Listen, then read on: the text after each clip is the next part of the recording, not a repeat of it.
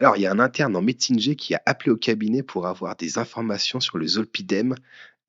Plus précisément, il a demandé à ce que je fasse une vidéo TikTok pour avoir des informations sur le sujet. Je ne sais pas si c'est vrai, si la secrétaire a halluciné ou si en fait le type est pas interne en médecine et fait complètement autre chose. Mais je le fais une fois, mais je le referai plus. Sinon, on va se faire harceler au cabinet, ça a pas la tête. Et en plus, si vraiment tu existes, ne prends pas tes informations sur les médicaments sur TikTok. C'est une très mauvaise idée. Et donc, en tant que médecin G, il n'y a pas 36 000 trucs à savoir. Il y a le zolpiclone et il y a le zolpidem.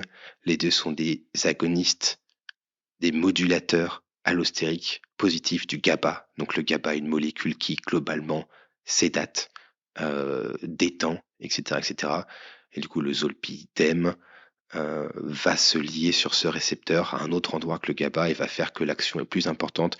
C'est peut-être avec le zopiclone, les deux molécules se lient sur des récepteurs un peu différents peut-être de ceux des benzodiazépines, mais globalement l'idée est la même. Et donc c'est anxiolytique, c'est sédatif, c'est mieux relaxant, c'est amnésiant et ça peut permettre de dormir un petit peu mieux.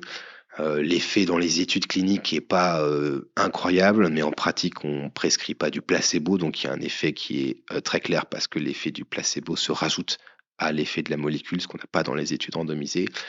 Par rapport aux opiclones, ça agit plus rapidement et moins longtemps, et il n'y a pas le métabolisme pulmonaire qui fait qu'il peut y avoir un goût dégueulasse en bouche, amer, qui peut rester toute la sainte journée.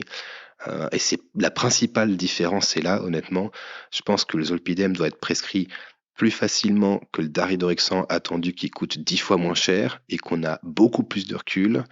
Et pour ceux qui sont un petit peu au taquet, le zolpidem n'a pas d'action sérotoninergique par rapport au zopiclone, qui est un métabolite actif qui peut avoir des propriétés sérotoninergiques et du coup qui peut confondre un petit peu lors de la prise en charge parce qu'il y a des gens qui s'améliorent avec le zolpiclone, mais en fait, c'est le zopiclone qui fait le boulot et pas l'antidépresseur que vous pouvez prescrire à côté.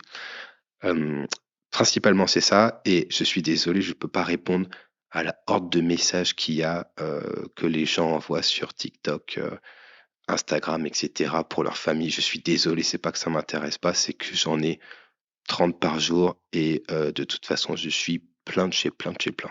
Donc, bon courage à vous et je suis désolé si je réponds pas. C'est pas un manque d'intérêt, c'est que c'est pas possible.